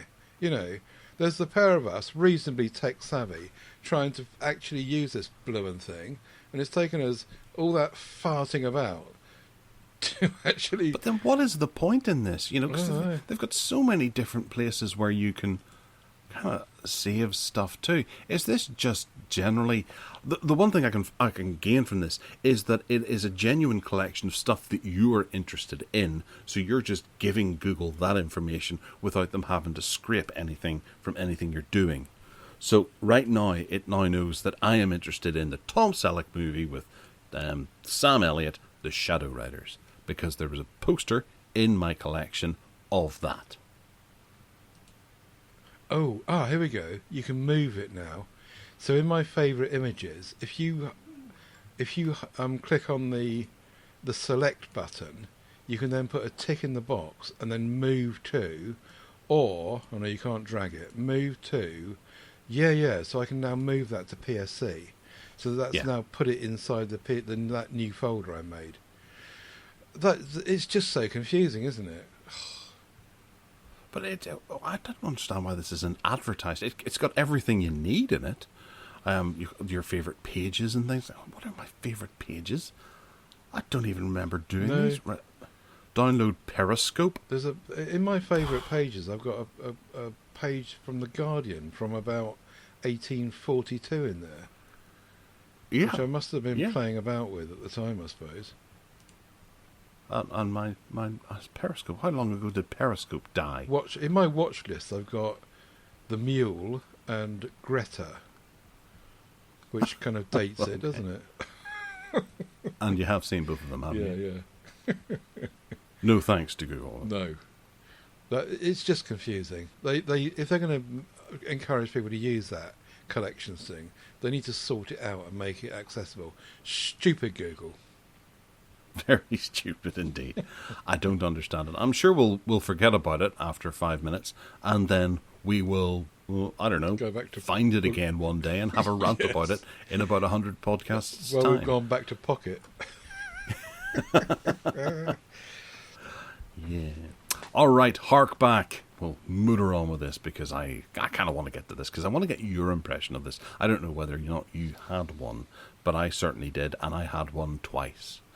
Because I went back to it after a couple of years because I was so hacked off with the alternative that I moved to. This is the Palm Trio 650. This was a Palm OS based smartphone that was released by Palm back in November of 2004. I still rate this as my favourite looking mobile phone overall, especially with that aerial. I am very happy with the fact that there's a big chunky aerial sticking out of it. It had such a premium feel to it, a combination of plastic and metal, and it had a nice 1x1 square screen right in the middle of it with very friendly icons and things like that for you to tap on, with an included stylus that fits snugly down in the back of the phone.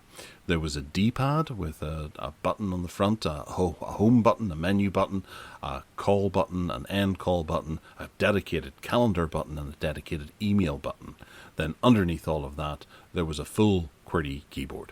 Well, not full QWERTY keyboard, but there was a large QWERTY keyboard that you could tap away on. It took a wee while to get used to because the buttons were quite small, but I thought that they were the perfect buttons. I preferred them greatly over BlackBerries of the time. There were a few other niceties around the device. If memory serves it, I don't think... maybe it did use a full-size SD card. Might have been one of the follow-up ones that used the half-size SD cards. Maybe. I can't quite remember. It had a silence button, a dedicated button that you would slide across to shut your phone up, which was very useful. It seems to have been adopted by various other companies since then, but it was Palm that did it first. There was I can't even remember what the dedicated button on the left-hand side did.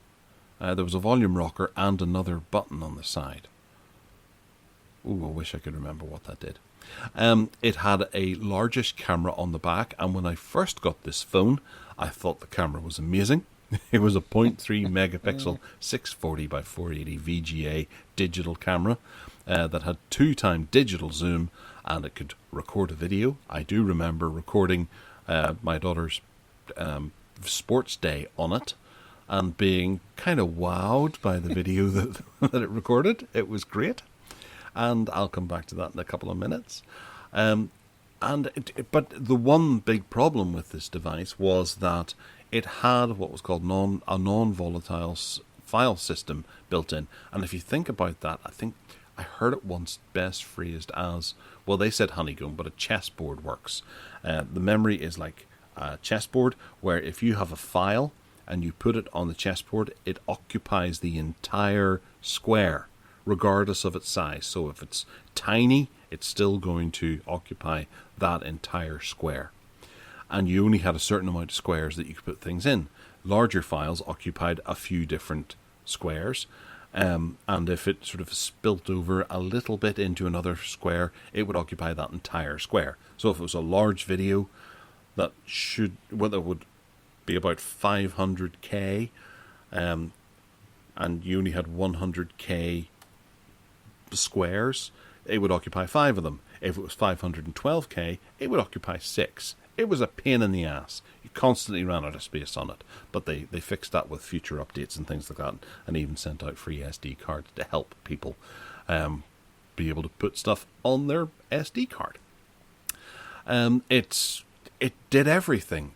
It was a mobile operating system that I felt was really well built, and a lot of the ideas that Palm has had over the years, and the Web OS, the follow-up OS that Palm put together, had so many nice ideas that so many other companies today have stolen and put them in and invented them as ours. I look at Apple with their card system, with the management of their multitasking, switching between apps and things like that, really feels like what we saw on older Palm and Web OS devices when they first arrived. I've gone into that before on previous podcasts about the amount of things that were stolen out of Palm's back catalogue of features. It's a wee bit unfair. It just is. The phone had a really good amount of things just out of the box that you would expect in a smartphone. Obviously, by today's standards, you would be climbing up the walls because it wouldn't have enough, and there was no easy app store that you can go and get stuff from. You had to buy them all online and then download them and hot sync them to your device and hope you had enough space, enough squares to be able to put things in. Sometimes they would, with that space thing, it would cause problems, and the phone would restart and collapse and things like that, and became very unstable, which was a real bummer. I remember one of the apps that I used that it just made things so much easier was an app called Butler, and I bought it for about £28 and put it on there, and it was like a real proper piece of software that just did a lot of things for you. It did alarms and little things that we all take for granted that are built into the backbone of Android and stuff like that, that just make things nice for you. Did you ever have one, Ted? I did. Incidentally, before I go on, the button on the left, it wasn't to start the camera, was it?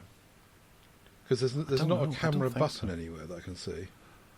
Oh, but there was a link or a shortcut on the sure. desktop. But I thought there might be a hardware button for the camera, and that could be it. I did have one of these, or one of the range of these, but it was just at the wrong time for me. And I was in 2004. Google had invented Gmail, and I was so delighted to get away from Cywin. I think I've said before, and trying to use my Scion devices with Cywin and Microsoft Outlook 2003, and it was a complete nightmare. And I was so delighted when Gmail came along that suddenly it all worked. Now, you still had to try and bake that into to mobile devices, and so I guess with this one you would use certain protocols with that email button, so you could use Gmail with it. Do you remember using Gmail with it? No, at that stage I was totally POP3 on my own domain. Okay, so as we know, Google didn't bring out a phone till 2008. And so there was 4 years of me trying to use Gmail on the move without that. And my solution for that was always Symbian. And I worked my way through Nokia. So these Palm devices came along, and I loved tinkering with them and playing with them in the same way as I did with Scion devices, but I never really entrenched myself in them. So the answer is, the short answer is, yes, I did have one, but no, I didn't make the most of it, and I don't remember it like you do because I was so entrenched in other systems at this time. But yeah, I did. The other thing that my observation about these style of devices is that I went back to a Nokia E6, I think it is, in recent years, and I couldn't believe how tiny the buttons were. And we used to type on these things and think it was great, and now I just wouldn't give you a thank you for it. It's just fiddly and horrible, and you keep missing all the buttons and crunching double buttons, and I don't know. Anyway, yes, that was my answer. Long answer, short. It should have been. Well, I think whenever it comes to the keyboard, you have to get used to it whenever it's your device and it's your only device and you know you're going to have it for the next 2 odd years. And going and buying a phone from Handspring or whatever, Palm, they tended to be very expensive up front, and they rarely did them on contracts. But I went and had a look on the Wikipedia there to see if I could find out what that dedicated button was at the side. And it is a shortcut button where you can just assign it to anything that needs to be. And I think that might have been a first as well for hardware, that you could assign it to open Butler whenever Butler is required, or your camera, or whatever it was you needed. But scrolling down the Wikipedia, it just reminded me of so many other little things, like the chat functionality in text messaging. That started here. It didn't start with the iPhone, where you got the bit on the left and the bit on the right and the bit on the left, with a proper conversation happening. It happened here first, and that was a big thing. The device was only 2G. They didn't do a 3G version of the 650. Right. Subsequent models would have 3G built into them, and that was what it was a horrible moment of realization whenever I think I moved from this to the E10 Glowfish, which was a Windows mobile phone. And I used it for a good amount of time. I quite liked it, but it was just so unstable. It would continually randomly reset. And I went, I've had enough of this. But I'd forgotten that was a 3G phone, and I had a 3G contract with it. Right. And I went, right, I'm going back to Palm. And I went off and I got rid of my phone. I bought a 20650 and I went home and installed the SIM card and got it all up and running, and then remembered, bugger. It's 2G only, and I've got a 3G SIM now. Yeah. Presumably the screen was resistive. Did it come with a stylus, this one? Yes, it was. Built in. It was in the back, and it was a good solid metal stylus as well. It wasn't telescopic or anything like that, as they tended to move to. You couldn't bend it for love nor money. But on the Wikipedia, it actually points out that I remember buying this as well. TomTom was one of the SD cards you could get for it, and you could take out your own SD card, which generally bollocks up your phone, and put in a TomTom SD card and then run TomTom, and it would use the GPS, and it would become a full in-car GPS system. Wow. And that was one of the things I loved about it as well, because I did go and I think I actually got it included with Orange when I went back to the Trio the second time around. TomTom was included as an incentive to get rid of all the older stock of these 2G phones, and it worked for the most part. It did really well, and I think I managed another couple of months with that second Trio 650, up until I decided, no, I'm going to get the HTC Titan. Right? Was it the Titan or Touch or one of the QWERTY sliders that HTC did? I can't remember which. We did it before, I'm sure. Yeah. But I just loved this phone. I really did. And it's the one phone that if they were to suddenly do a version of Android that you could install on anything, I'd love for someone to put out proper updated specs inside this form factor and be able to go back and use this form factor again, because it's the ultimate phone for me. I loved it. I really, really did. And it got me into smartphones. It got me into caring about technology and stuff, because it just did everything I wanted it to do. It did it really quickly, quite badly, and it was a shame. It had its problems, it had its warts, but it was an emerging device, and you get to see it from time to time in movies and TV shows and things like that. Yeah, they'll pop up, and sometimes it can be one of the later versions, the 750 or the 800 or whatever, because there were various different flavors released over the years. And whenever I do see that particular keyboard glow, because there was a patch where the numbers were that were blue, and to the left of it was white, and to the right of it was white. You see that the white buttons glowing, you know it's a trio, and you're trying to work out which one it is by the shape of the buttons and does it have an aerial and things like that. That was a great device. I might dig mine out later on and see if it still works. But I know getting it to work is a real pain, because it has the hot sync and getting the client to work, and the button and the I think it's a parallel cable or a serial cable that you have to hook up to your computer to get it to run and stuff. Oh, it's a nightmare. Oh, the battery's removable as well, it says here.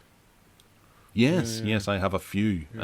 As I went through and took all the batteries out of my Palm devices, because one of them doesn't. It's got a sealed battery, and I noticed that it had swollen, but it's one of the PDAs, because I have an extensive Palm collection. 1,800 milliamp hours for the day. Actually, it's quite big, isn't it? You think back to the general size of batteries we had at that time, and they were nearly all of them were smaller than that. So that's not a bad size, I don't think. No, it's a beautiful device. Beautiful. I can't enthuse too much about it with you, but I do get the whole kind of era and, dabbling with new things, and I just love the whole toy factor and playing about with new tech, and it was just such good fun. 320 by 240 screen though. Oh wow! Just having a quick look through Google Images. Yes, the orange version that I got second time around, it had a heavy overlay on it. Oh right. With a sidebar. They felt that they needed to do stuff. Whenever Orange and various different manufacturers or networks had to put their own flavour on things. So there was a front end that you had to scroll up and down, and you could do messages and things from it. I'd totally forgotten about that, because I did have a number of Palm devices over the years. But that one from Orange, yeah. Very good. Life.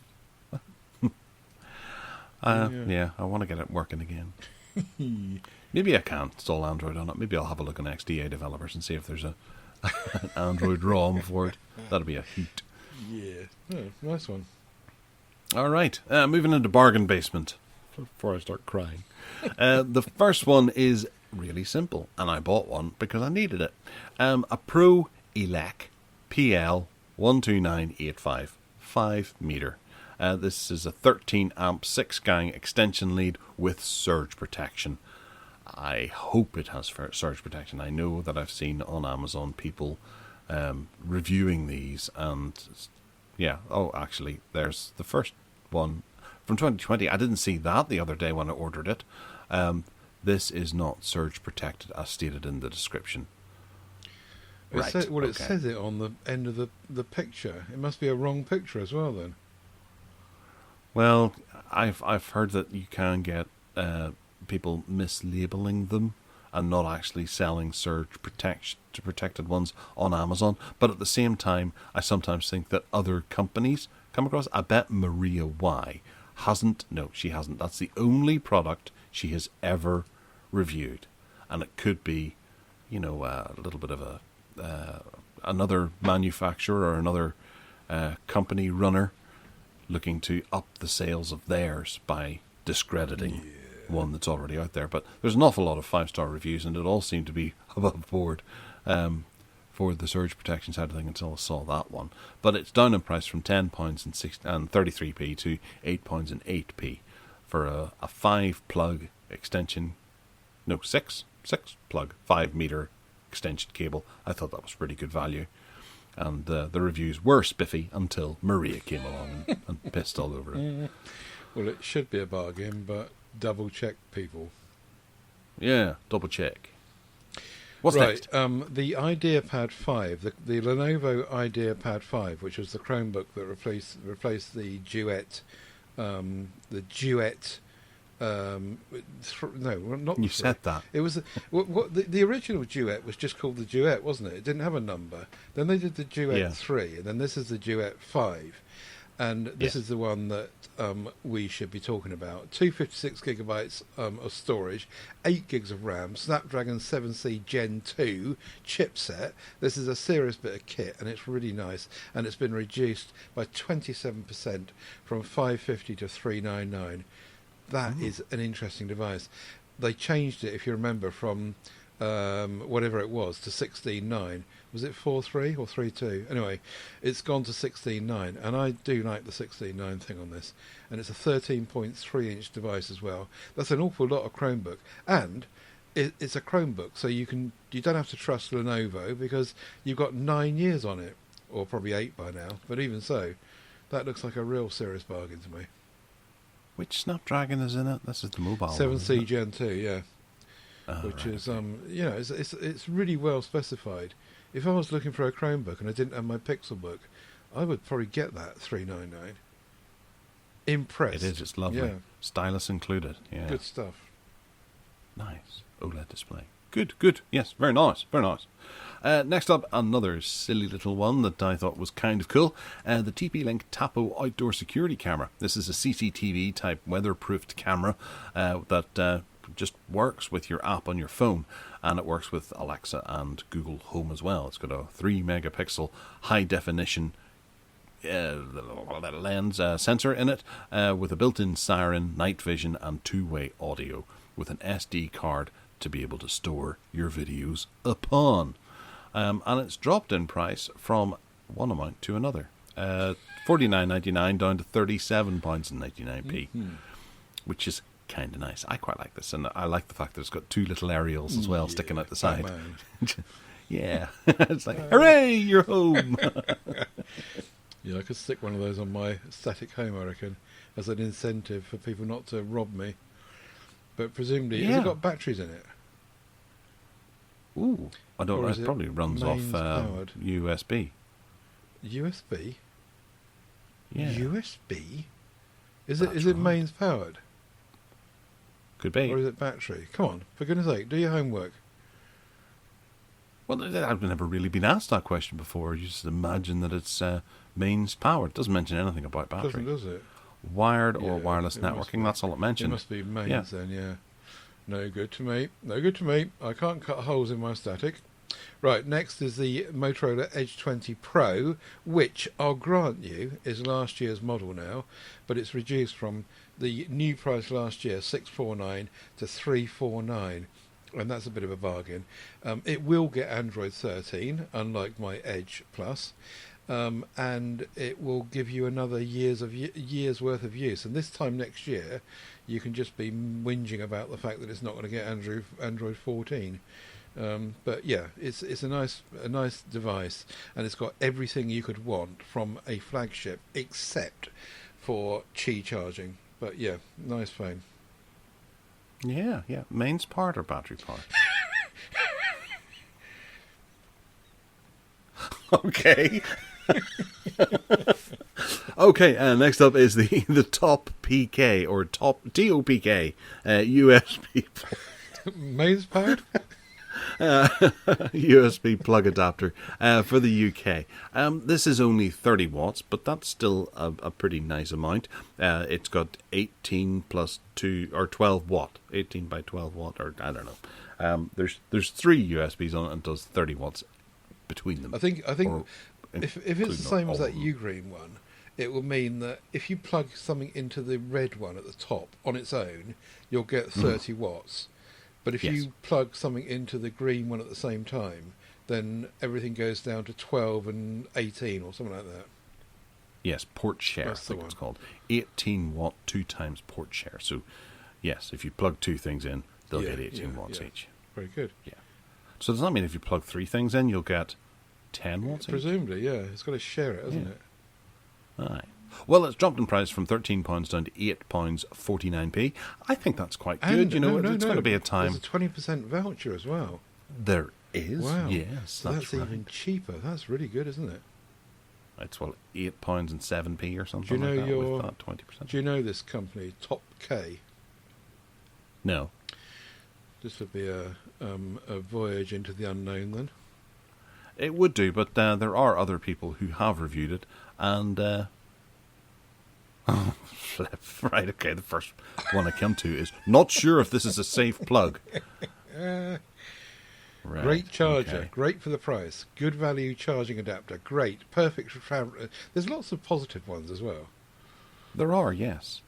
Didn't fit my... Oh, dear me. Yes, I reckon that given that most phones generally support around about 30 watts and then some more, this would be a good option to have knocking around the house, because you can just plug it in and get slightly faster speeds than you would expect from other places. Indeed you could. The last one is one that you can advise on. It looks like a deal to me, but you'll know. It's a Garmin Fenix 6S Ultimate. There's that ultimate word again. Multi-sport GPS watch. Got all sorts of sensors and stuff, and it's half price basically. It's 280 quid, and it looks a bit white in the... Oh no, you can get different colours.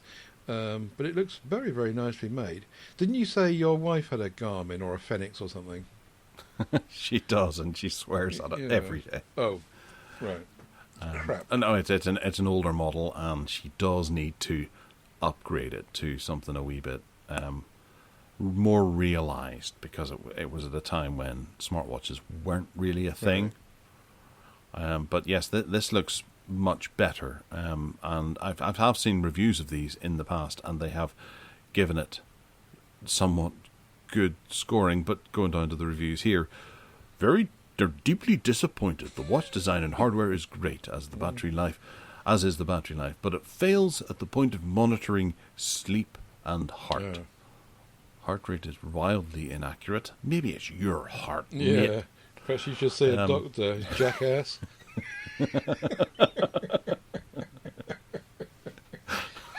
Yeah. No, but being down from 529 to 279, that's a pretty good deal. It is. If you're